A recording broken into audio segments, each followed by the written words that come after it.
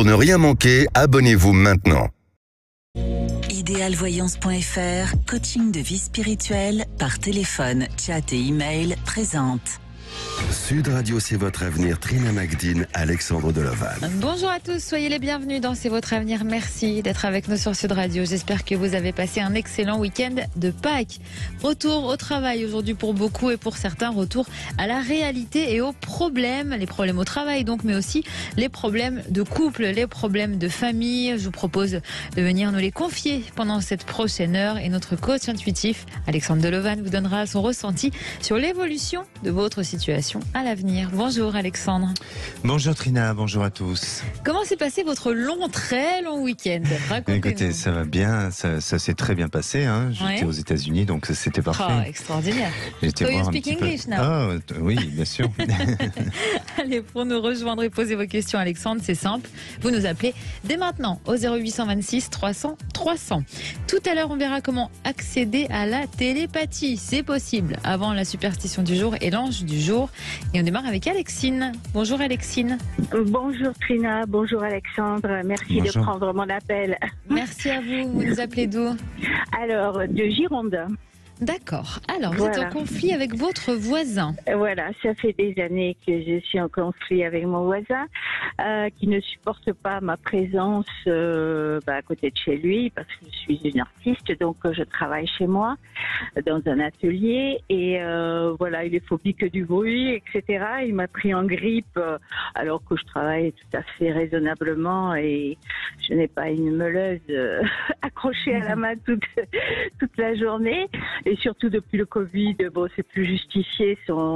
Ces actes de malveillance ne sont plus justifiés parce que l'activité a pas mal baissé. Puis moi, je me suis adaptée, c'est-à-dire que j'ai cherché quand je veux faire du bruit, je vais ailleurs, quoi, en fait. Donc voilà, c'est resté comme ça. Je l'ai assigné en justice avec son père, qui est propriétaire de la maison, en dommages et intérêts, parce que justement, j'ai investi beaucoup pour louer d'autres endroits. Faire des travaux d'isolation et rien n'y fait, quoi. Donc ça fait 12 ans que ça dure et là j'avoue que là je suis propriétaire de ma maison depuis 3 ans. J'ai eu une opportunité de l'acheter. J'étais locataire avant et là c'est vrai que je me pose des questions. Je me dis peut-être que pour retrouver une sérénité, peut-être qu'il faut que je me résolve à peut-être partir, déménager parce que j'investis beaucoup pour rénover. C'était une vieille maison quand même donc j'investis et le prorata, vous voyez, de l'investissement en énergie et tout ça et le bienfait que je pourrais en avoir commence à me sembler pas très équilibré. Donc voilà, je me pose des questions sur cet avenir, savoir si ça pourrait changer. Parce que ce voisin a refusé toute médiation. Il a été condamné en premier jugement. Ils ont été condamnés à me verser des dommages et intérêts correspondant aux sommes que j'avais investies. C'est quand même autour de 20 000 euros. Ils ont fait appel, donc ça bloque un peu la décision et on repart. Et le juge a demandé à ce qu'il y ait une médiation, a fait une injonction de médiation quand même, c'est-à-dire voilà. Et le voisin l'a refusé. Donc on repart, on continue en procédure d'appel. On peut refuser une injonction. Oui. Ah, je ne savais pas. Oui. C'est une injonction à une médiation qui est proposée et on peut, comme elle est payante aussi, etc. On peut la refuser. Oui, donc il a refusé. On n'est pas obligé d'accepter. Voilà. Comment il se comporte concrètement avec vous? Alors concrètement, c'est toujours des actes de malveillance la nuit, c'est-à-dire des jets de cailloux sur ma toiture, sur mes volets, tout ça, des petits actes, mais tout le temps. Vous voyez, en ce moment, c'est toutes les semaines, un bruit, un jet de cailloux qui me réveille en sursaut. Il a fait d'autres choses plus graves dans le passé, mais pour l'instant, bien sûr, carrément me jeter chez moi des seaux d'urine, des choses comme ça, quoi. Ouais. Au début, oui, c'était et tout ceci sans jamais venir me voir frontalement pour me dire est-ce que vous faites du bruit, ça me dérange et tout ça, ce que j'aurais pu comprendre il y a 10 ans. Donc il ne veut absolument pas me parler, à part pour m'insulter. D'accord. Donc voilà. Et ça continue. Donc moi je vis seule en ce moment, je n'ai pas de compagnon, je pense que c'est un atout pour lui, parce que chaque fois qu'il y a quelqu'un avec moi, il se manifeste pas. D'accord. Et oui. Intéressant. Donc, ah oui, tout à fait. Bah oui. Alors c'est vrai que je trouve ça un peu dur quand même d'être voilà. On ne vous entend plus, Alexine. Vous m'entendez plus? Là, c'est mieux. Voilà, excusez-moi, j'avais bougé un peu. Voilà, donc voilà, je trouve ça très dur et je me dis, il faut pas, j'ai 65 ans, donc 66, je viens d'avoir 66 ans et donc mon activité aussi, elle se modifie avec l'âge et je sais plus, voilà, je suis pas une brute épaisse qui tape comme je suis sculpteur, mais bon, voilà, j'ai moins de... Et donc voilà, je me demande, j'ai besoin de me projeter là un petit peu dans l'avenir, savoir si je dois vendre, si je peux espérer que ça s'améliore, mais j'y crois pas beaucoup, voilà, puisque c'est quelqu'un de malade, visiblement. Alexandre, est-ce que selon vous, ça peut s'améliorer ? Alors, j'aurais tendance à penser un peu comme vous, Alexine, sur le fait de douter sur une éventuelle amélioration, parce que de ce que vous décrivez, quand même, le profil semble être un personnage assez particulier et avec certains troubles pour arriver à faire ce qu'il fait. Vraiment, c'est, je pense que c'est irrationnel. Voilà, c'est irrationnel et c'est quelqu'un de perturbé. Donc, j'ai là où où on pourrait se poser la question aussi, c'est que vous ne soyez peut-être pas assez soutenu autour de vous et peut-être aussi, est-ce que la gendarmerie ou la police a essayé d'agir aussi Oui, mais vous savez, tant qu'on ne le prend pas sur le fait, c'est toujours pareil, il faut avoir des preuves. Vous avez essayé de vous équiper de caméras de vidéosurveillance, par exemple ? Oui, j'en ai une. Oui, mais il l'évite, il la contourne. Elle ne fait pas tout le tour de ma maison, la caméra. Astucieux. Peut-être d'autres, par conséquent. Il faudrait peut-être en mettre d'autres tout autour. Oui, vous achetez un petit drone. Oui, je peux essayer encore, mais je voudrais pas vivre dans un fort. Non, on entend bien, on comprend bien. C'est insoluble, quoi. Évidemment. C'est vertigineux. Après, et ça, et faire une clôture plus haute, et faire.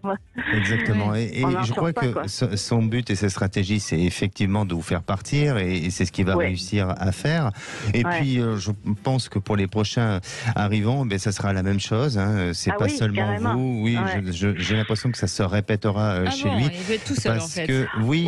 Parce que je pense que c'est quelqu'un qui devient difficilement gérable, et notamment par rapport à l'environnement. Alors peut-être que c'est lié à son histoire. Il y a quelque chose qui a été mal vécu sur un lieu, un endroit qui a été cédé ou vendu et qu'il aurait voulu avoir ou posséder ou peut-être garder. Je ne sais pas ce qu'il y a l'histoire. Vous soulevez quelque chose d'important et d'intéressant. Alexine, votre maison où vous habitez, vous l'avez fait construire ? Non, c'est une maison ancienne. Est-ce que vous savez... Que j'ai occupé en tant que locataire. Non, il n'avait pas de... C'est la maison de son père, en fait, qu'il occupe maintenant. Donc, peut-être que c'est celle-là qu'il envisage d'avoir. Et peut-être que son père ne veut pas lui céder. Et pour l'instant, je ne sais pas, peut-être qu'il y a quelque chose entre eux aussi. Parce que son père est assez là aussi de toute cette histoire, quand même. Il le subit. Il ne veut pas le mettre dehors, mais voilà, parce que c'est son fils. Mais on sent bien qu'il n'y a pas de... Voilà, totalement impuissant, parce que j'ai discuté beaucoup avec le père quand même par le passé. Alors peut-être que c'est ça, c'est-à-dire qu'à la fois il n'arrive pas à obtenir la propriété totale, la nue-propriété de ce lieu-là, et ça provoque en lui une notion de frustration, de vengeance, en tous les cas de fragilité, de difficulté. Mais je sens qu'au-delà de votre histoire, il y a quelque chose sur lequel pour lui il y a une frustration frustration, il a du mal à accepter, à intégrer et à digérer, et ça l'amène à ces réactions-là et à ces comportements-là. Oui. Alors, en ce qui vous concerne, ce qui est le plus important aujourd'hui, il y aura un changement de lieu, il y aura l'envie de partir, parce que même si ça devait se calmer, je vous sens être, je dirais, agacé et aussi comme si cet endroit et ce lieu-là avaient pour vous été, je dirais, plus sur le temps, comme si... un fardeau un peu. Un fardeau, et puis énergétiquement, comme si c'était épuisé, comme s'il y avait plus cette nécessité à rester sur du long terme.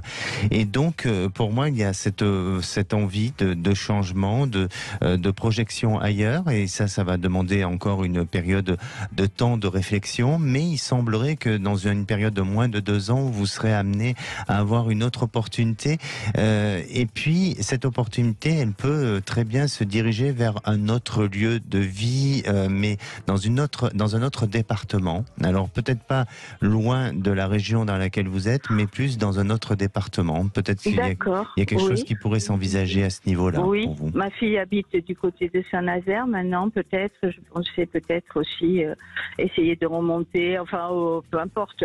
En fait, peu importe le départ. Moi, je voudrais simplement trouver un endroit, un nouvel endroit, je pense, plus surtout serein. Vous sentez ça dans les 2 ans? Dans les 2 ans, l'Atlantique me semble assez positif sur le déplacement, et ça sera sûrement, un autre département, D'accord. Bon, tenez-nous au courant, Alexine, de la suite des choses. Merci pour votre témoignage. En tout cas. Merci beaucoup, en tout cas. Au revoir. Merci à vous. Allez, on verra dans un instant comment accéder à la télépathie, et on vous attend sur Sud Radio 0826 300 300. Alors Trina, on se pose la question, comment accéder à la télépathie? Est-ce qu'il faut prendre un forfait? Comment ça se passe? Vous en avez un abonnement à vie, vous. C'est le phénomène paranormal le plus courant et le plus facile à provoquer, paraît-il. Ça vient du grec télé, qui veut dire loin, et pathos, qui veut dire expérience subie, émotion de l'âme. Avec de la formation, du temps, de la concentration et un certain ensemble de compétences, tout le monde peut apprendre à lire dans les pensées. La preuve, on le fait déjà, sans s'en rendre compte, puisque nous sommes le reflet des pensées et des sentiments des personnes avec lesquelles on interagit, mais généralement on concentre nos réactions sur ce qu'on pense plutôt que sur ce qu'on nous dit. Et pour faire de la télépathie, il faut surtout avoir la volonté d'écouter votre intuition pour savoir ce que les autres pensent ou ressentent. Alors, comment on procède concrètement? Et attendez, je vais essayer de me concentrer, de voir ce que vous allez dire dans les prochains mots. Alors, je pense que vous allez dire d'abord, il faut vider votre esprit. Oh, ça c'est bravo, la télépathie. Alexandre. Ah ouais, alors là, bravo. En faisant de l'exercice, par exemple, ou en pratiquant le yoga pour concentrer votre esprit et votre énergie, il faut vous concentrer sur le moment présent. Votre esprit et votre âme doivent absorber l'énergie libérée par les gens autour de vous. Ensuite, prenez quelques minutes pour vraiment voir la personne assise près de vous. Prenez une image mentale de sa structure faciale, de ses cheveux, de ses yeux, de sa posture, de son langage corporel, et observez aussi tout ce qui l'entoure. Puis concentrez toute votre attention sur le visage de cette personne, regardez-la droit dans les yeux pendant environ 15 secondes, puis détournez le regard en gardant une image mentale de son visage et de ses yeux. Et asseyez-vous tranquillement en laissant les pensées et les sentiments de cette personne vous envahir et démarrez votre conversation. Et si au moment de toute cette observation-là, on s'endort, comment on fait? Ah voilà, ça va être plus compliqué pour le coup. Alors, et que dit la science? Alors, la science étudie la télépathie depuis des années maintenant, et ça avance dernièrement à pas de géant. Une start-up qui s'appelle Open Water est en train de produire un appareil portable intégré dans un bonnet, capable de lire et d'interpréter l'activité cérébrale pour permettre une communication immédiate avec des machines et des humains. Open Water a été fondé par la scientifique Mary-Lou Jepsen, qui est passée par le MIT, par Facebook et par le fameux laboratoire secret de Google, donc elle a un sacré CV. Grâce à ce bonnet, l'équipe de chercheurs a réussi à interpréter les pensées des testeurs avec une précision, écoutez bien, de 87%. C'est énorme. Et Mary-Lou Jepsen affirme, je cite, « Si je vous glisse dans un IRM avec ce bonnet, je peux vous dire les mots que vous allez prononcer, les images que vous visualisez et même la musique à laquelle vous pensez. » Et elle ajoute, « C'est déjà acté pour nous aujourd'hui, il ne reste plus qu'à miniaturiser tout ça. Ça deviendra réel pour tout le monde d'ici 2 ans seulement, en 2025. Donc, affaire à suivre, mais c'est bientôt, c'est demain. Oui, mais je trouve quand même que la télépathie, si tout le monde se met à faire de la télépathie, dans ces cas-là, on va anticiper sur des événements, et jusqu'où est la limite de tout ça? Ah oui, non, mais alors ça c'est un autre sujet, mais si on peut anticiper sur des événements et sauver des vies, par exemple. Oui. Pourquoi pas? Par exemple, là, si je vous fais encore de la télépathie et que je vais pouvoir anticiper parce que je pense que vous allez prendre la prochaine auditrice sur Sud Radio. Oui, je suis sûre que vous pouvez trouver son prénom. Ah, écoutez, alors je me concentre et je pense que c'est Leslie. Dans le mille. Bonjour Leslie. À tous les deux, bonjour à tous les auditeurs et auditrices. Bonjour, il est fort. Franchement, très beau, très belle performance. Oui, un peu trop facile là. Vous nous appelez d'où Leslie? Dans l'Aude. D'accord. Alors, vous souhaitez nous faire un retour de prédiction? Tout à fait, puisque j'étais passée à l'antenne mi-février. Donc c'était assez récent et ma question se posait sur l'avenir professionnel de mon compagnon qui allait impacter notre vie quotidienne, donc nos projets qui étaient assez stables puisqu'on avait acheté une maison, on s'est paxé, etc. Et puis son avenir militaire aurait dicté la suite. Je ne sais pas si vous vous souvenez, il y avait, moi, je me souviens, voilà, des tests militaires en approche. Oui. Et donc Alexandre m'avait dit de lâcher un peu prise, de ne pas être sur son dos et de le laisser faire et de croire en ses capacités. Et donc je voulais remercier Alexandre de m'avoir apaisé en fait avant ces tests et de pas lui avoir mis un stress complémentaire. Puisque voilà, les tests ont été réussis et génial. Voilà, on reste dans la région dans laquelle on est. Super. Il accède à un poste plus intéressant pour lui et on poursuit notre petit bout de chemin ensemble. Ah bah génial. Ça, ce n'était pas de la télépathie, hein. Non, c'était de la belle prédiction et qui voilà, m'a surtout permis d'avancer plus sereinement et de pas être sur son dos comme vous me l'aviez dit, de lui mettre une pression en fait. Il vous avait dit aussi, Alexandre, qu'il voyait une réussite de votre compagnon? Oui, il avait dit donc pour lui c'était des tests positifs et qu'il fallait avoir confiance en ses capacités, qu'il y arriverait tout seul. Voilà. Bon, et ben ça c'est une très bonne nouvelle. Et donc votre question aujourd'hui est laquelle? Et c'était savoir sur le moyen terme qu'est-ce qui pouvait nous attendre pour la suite maintenant que cette question est sortie de nos esprits, on va dire. Qu'est-ce que ça allait pour nous impacter après sur la suite? Qu'est-ce qu'Alexandre voyait pour nous? D'accord. Alexandre, bravo pour votre prédiction. Encore une. Merci. Moi, j'ai compris, ça fait longtemps que j'ai compris. Surtout que je suis très heureux pour votre compagnon qui a réussi ses tests et avant tout, voilà, ce qui est important, c'est votre réussite à tous les deux. Et est-ce que vous avez, vous, une idée de votre changement ou de projection ailleurs ou d'une attente éventuelle? Alors nous, c'est plus après sur le plan privé, puisqu'au niveau professionnel, on est tous les deux du coup maintenant dans ce qui nous plaît, dans ce qu'on prétendait, dans ce qu'on visait. Et après, au niveau personnel, du coup, savoir est-ce que on est potentiellement futurs parents, ce genre de choses qui puissent, voilà, une famille qui puisse un peu, nous faire continuer d'évoluer ensemble. Eh bien, vous avez répondu à ma question, c'est parfait. Vous avez facilité mon travail, parce qu'effectivement, je vois une petite famille qui risque de s'agrandir. En tous les cas, il y a quelque chose qui, je dirais, qui va dans son évolution sur votre existence à tous les deux. Je crois qu'il faut rester dans cette, je dirais, dans ce même état d'esprit que sur lequel vous avez été jusqu'à présent, c'est-à-dire de faire un peu de lâcher prise, d'être confiante sur l'avenir, parce que pour moi et vraiment de ce que je ressens sur votre devenir, ça s'installe. Les choses se stabilisent, s'installent, se construisent avec le temps et ça annonce aussi un couple qui se sécurise, qui se rattache tous les deux et qui avance au fil du temps. Donc vraiment, je suis persuadé que vous aurez une très bonne nouvelle à ce niveau-là, au niveau familial, et quelque chose qui va se faire. Après, c'est la magie du bon Dieu, hein, comme on dit. Voilà, ça doit se décider au moment, ça doit se décider. Mais en tant que futurs parents, je crois que vous allez laisser l'accès libre à ce que ça le devienne. C'est joliment dit, dis donc. Oui, c'est une jolie métaphore. Oh Trina, je vous en prie, arrêtez. Non, mais c'est joliment dit, je trouve. Je croyais que vous avez l'esprit un peu de l'accès libre. Non, au contraire, c'est joliment dit. Là, vous savez que je sais pas si on voit à l'image, mais Trina se met à rougir. Oh non. Non. Non, c'est la bonnette du micro qui est rouge. Continuez, Alexandre, s'il vous plaît. D'accord. Alors, donc cet aspect-là est très positif et restez confiante à ce niveau-là. Votre couple est dans une solidité, dans une stabilité sur le long terme. Et puis, sur le plan professionnel, bon, alors on a déjà abordé le sujet, mais il y a une évolution possible pour votre compagnon. Je vous sens partir, ou je vous sens pouvoir vivre ailleurs. Donc, vous allez vivre une année avec des rebondissements, avec des changements plutôt positifs. Et vraiment, vous serez très heureuse de continuer cette existence-là avec votre ami. Bon. Que des bonnes nouvelles. Donc, on bougerait quand même, malgré qu'on ait acheté la maison. Vous sentez quand même qu'on puisse partir sur un moyen terme. Oui, exactement. D'accord. Ok. Merci beaucoup, Leslie. Merci à vous encore pour toutes ces bonnes espérances, et puis encore merci pour la première prédiction qui m'avait énormément rassurée. Écoutez, merci à vous pour votre retour en tout cas, et à bientôt. À bientôt, merci à tous les deux. Merci. Au revoir. Allez, on vous attend sur Sud Radio 0826 300 300, venez nous rejoindre. Sud Radio, c'est votre avenir. Trina Magdine, Alexandre Delovan. Et de retour dans C'est votre avenir, soyez les bienvenus si vous nous rejoignez sur Sud Radio. C'est Alexandre qui répond à toutes vos questions au 0826 300. On va accueillir dans un instant Hélène, mais d'abord c'est la superstition du jour, Alexandre. Oui. Quelle est-elle, cette superstition aujourd'hui? Alors, je vais vous parler de la mascotte.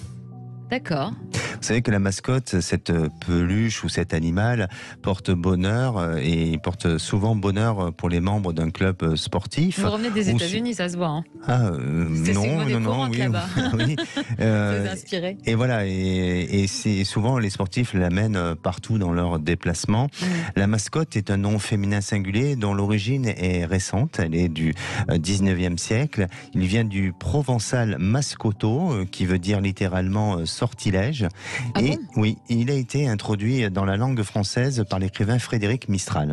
Alors il semble que la première mascotte est apparue en 1867 à l'occasion d'un opéra intitulé La Mascotte, et puis ça a été instauré depuis cette période-là, et c'est resté un symbole de porte-bonheur. Mais puis à la fin des années 60, la mascotte est apparue sous forme d'animaux vivants, devenant aussi des mascottes fantaisie, et la mascotte est l'emblème, ou on l'appelle aussi le mignon ambassadeur, et donc c'est l'emblème souvent d'une marque ou même d'un média. On dit parfois que la mascotte vient du totémisme primitif. Alors qu'est-ce que c'est? C'est un système religieux dans lequel les animaux sont honorés et respectés, et parfois reconnus comme des parents et des ancêtres primordiaux. Les animaux totems, en fait. Voilà, exactement. Oui, ils appellent ça le totémisme, mais avec un système un peu plus orienté vers la religion. Donc voilà. Donc je crois qu'aujourd'hui, tout événement sportif a sa mascotte. Souvent, les grandes enseignes ont aussi leur mascotte. Vous avez Trina Magdine qui a sa mascotte aussi. Ah bon? Oui. Quelle est votre mascotte? Je sais pas. Montrez votre sac. On va regarder. J'en suis sûr qu'il y a une mascotte dedans. Dis-donc. Vous aimez bien aller dans mon sac, hein? Ah oui. Bah oui. Ça vient de mes origines. Ah bon? Oui, d'accord. On Parce que je retrouve suis une Hélène. mascotte, moi. Bonjour Hélène. Bonjour Alexandre, bonjour Trina. Bonjour. Bienvenue Hélène, vous nous appelez d'où? Merci de m'accueillir du sud de la France. D'accord. Vous avez donc des difficultés financières, hein, c'est ça? Alors, c'est des difficultés surtout de projection, parce que avec mon mari, on travaillait ensemble dans la même entreprise depuis 7-8 ans. Et puis le Covid est passé par là, ça a été un petit peu compliqué. Et puis moi, j'ai dû reprendre un emploi salarié depuis 1 an, et mon mari a conservé l'entreprise où il est tout seul aujourd'hui.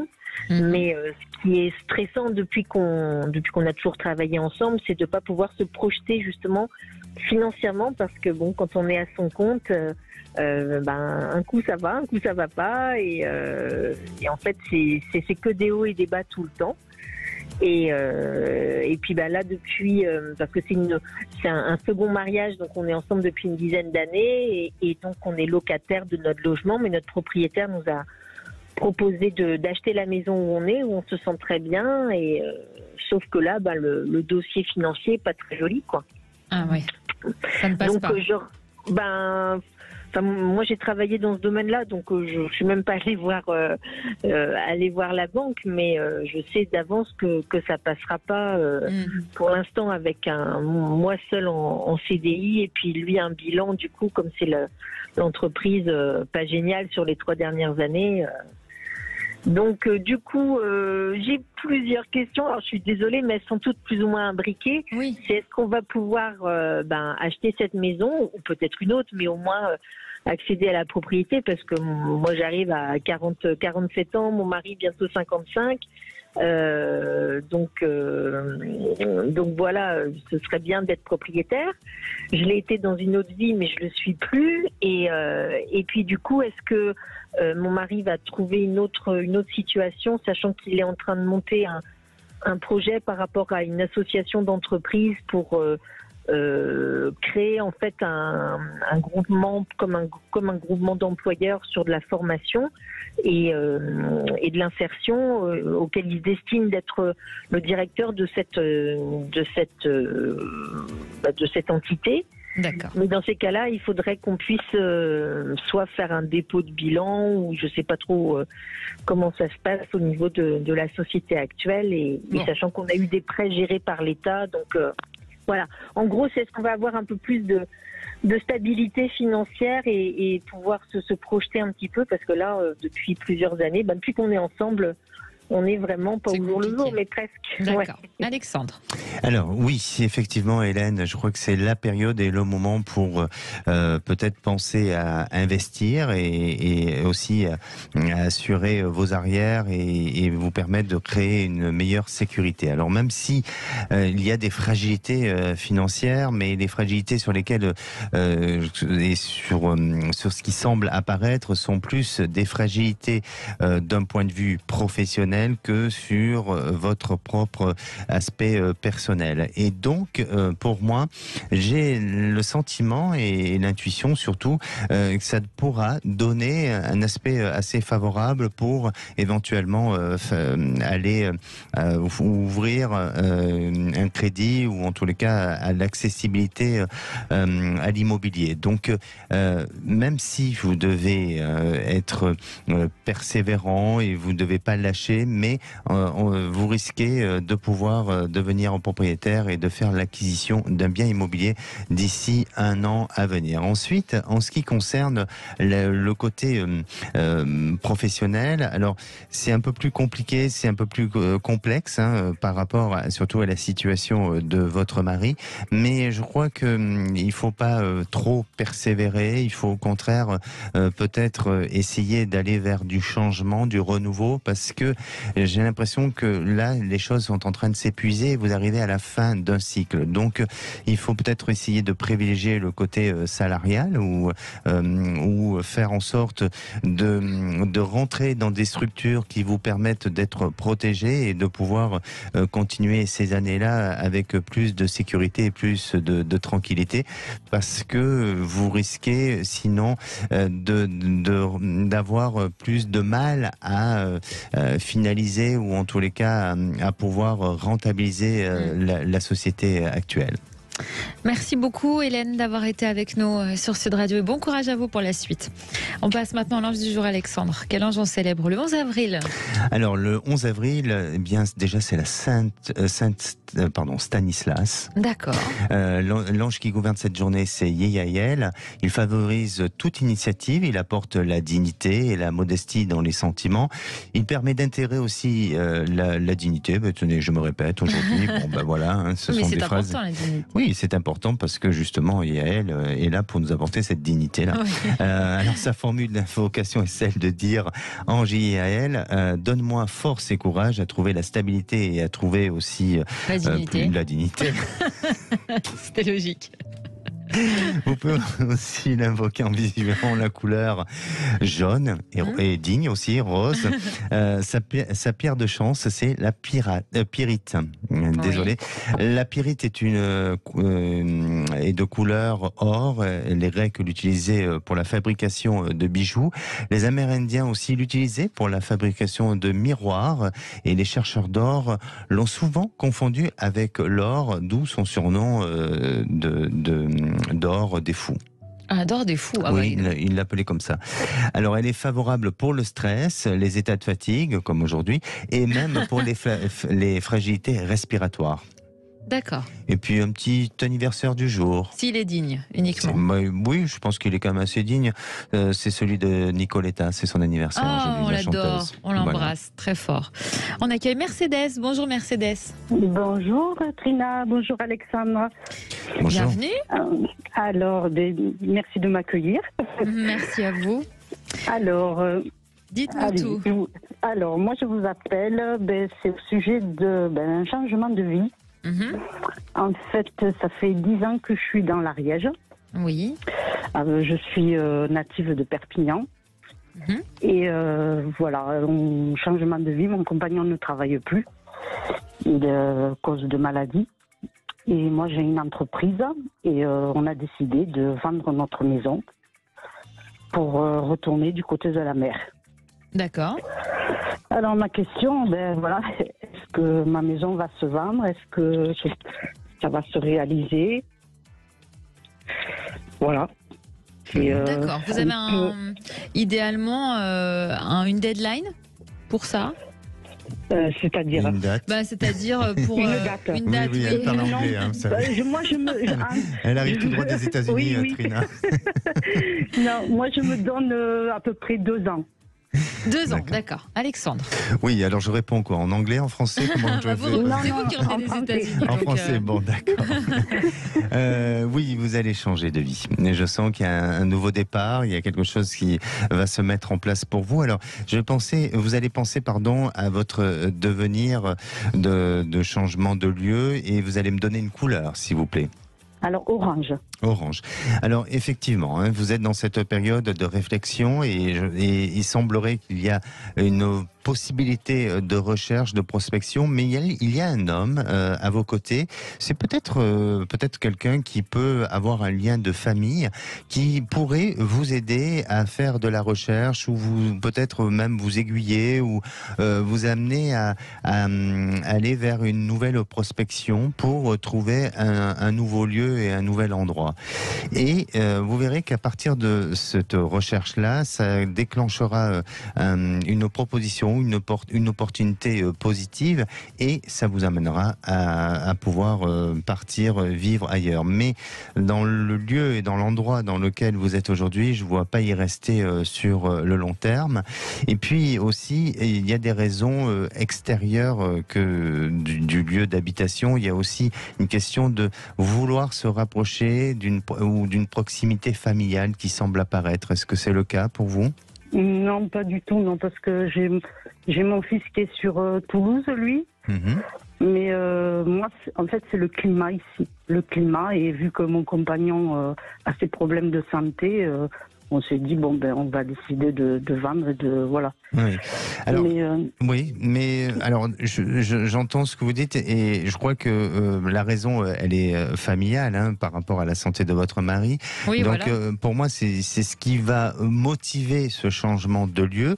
Mais vous verrez aussi que vous allez vous rapprocher, alors peut-être pas forcément de Toulouse, mais d'un endroit où peut-être qu'à l'avenir, votre fils sera amené à se déplacer et se rapprocher de vous. Mais il y a quelque chose de bon et de positif qui pourra, cet endroit pourra permettre une meilleure santé pour votre mari et puis pour vous, en tous les cas, un meilleur équilibre. Merci Mercedes d'avoir été avec nous sur Sud Radio. Allez, on part sur le groupe Facebook, c'est votre avenir que je vous invite chez vous à rejoindre si ce n'est pas déjà fait. On va prendre le message de Raphaël qui nous dit: je vois souvent des sorcières dans mes rêves, comment l'interpréter? C'est des cauchemars alors, oui, dans ce cas. Effectivement, on associe souvent la sorcière à quelque chose de négatif. Oui. Alors vous savez que les sorcières sont généralement des créatures diaboliques. Alors si vous rêvez d'une sorcière, eh bien votre rêve pourrait indiquer une une destruction et quelque chose de mauvais. Mais les sorcières dans un rêve peuvent aussi représenter des pouvoirs magiques qui sont utilisés pour faire le bien, autant le bien que le mal. Et ce rêve peut indiquer la création ou la destruction d'un événement ou de quelque chose qui risque de se passer. Alors, peut-être que dans ce rêve, il y a ce personnage, donc la sorcière, qui paraît un peu difficile à analyser. Eh bien, ça symbolise souvent l'intelligence, la sagesse, les capacités aussi psychiques, et puis ça symbolise les bons et les mauvais esprits. Donc, ça veut dire tout simplement que votre esprit est dans une phase de transformation vers quelque chose qui peut très bien se détruire, mais pour aller vers quelque chose de mieux aussi. Donc, il y a ce pouvoir magique d'enrayer quelque chose de négatif aussi. D'accord. Allez, venez nous rejoindre sur Sud Radio. 0826 300 300. Notre coach intuitif vous éclaire sur votre présent et votre avenir. À tout de suite. De retour sur Sud Radio pour la dernière partie de C'est votre avenir. Vous pouvez encore nous rejoindre. Bien sûr, vous êtes les bienvenus au 0826 300 300 pour poser vos questions à notre coach intuitif Alexandre. Dans un instant, ce sera Les Vraies Voix présentées par Philippe David et Cécile de Minibus. Et d'abord, on accueille Sylvie. Bonjour. Bonjour. Bonjour Trina. Bonjour Alexandre. Bienvenue Sylvie. Vous nous appelez d'où? Je vous appelle du Tarn, près de Castres. D'accord. Alors, c'est compliqué pour vous avec les hommes en ce moment. Bah oui, en ce moment, je crois que ça l'a toujours été, on le sait. D'accord.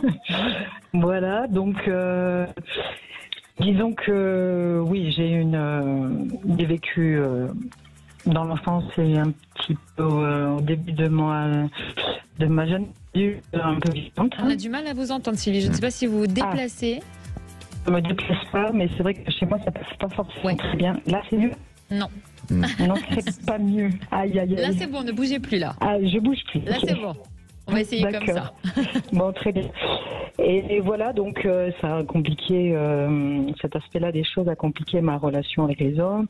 Et bon, après aussi, j'avais toujours le sentiment que tant que je ne me serais pas posée dans ma vie professionnelle, mais intérieure aussi, spirituelle, donc, je ne rencontrerais pas la bonne personne.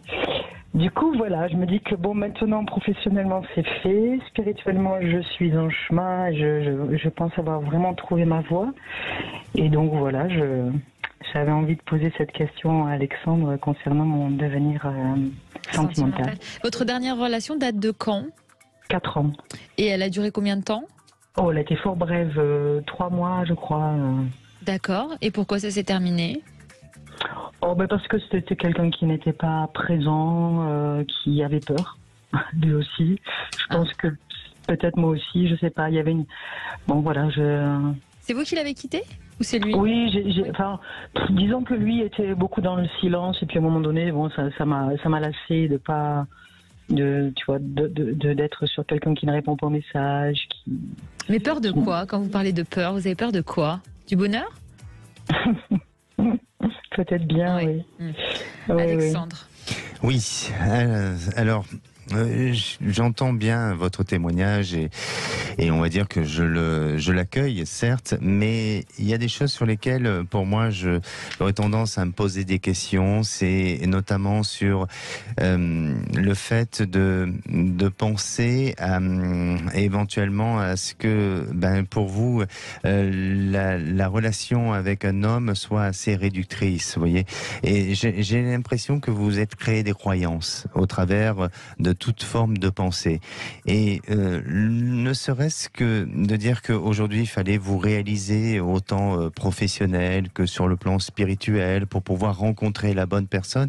Oui. Je suis pas persuadé qu'un individu peut être ou a droit à l'accès de l'amour que si voilà, il s'est réalisé professionnellement ou autre. C'est très bien ce que vous dites, Alexandre. C'est très intéressant. Sylvie, pourquoi cette croyance-là? Est-ce que c'est quelque chose qu'on vous a inculqué ou que vous croyez vous-même? Oui, non, je pense que c'est une croyance qui m'est personnelle. En tout cas, c'était surtout sur le plan professionnel. La vie spirituelle a toujours été présente dans ma vie. Donc bon, mais voilà, je pense qu'effectivement, j'ai reculé l'échéance en me disant, mais de toute façon, je n'ai pas droit à ce bonheur quelque part, quoi. Et je me suis trouvé, oui, des façons peut-être de mieux le vivre. J'en sais rien. Et oui, et une autre chose qui semble apparaître, c'est peut-être l'image que vous avez eue ou de ce qu'on vous a donné sur l'amour parental.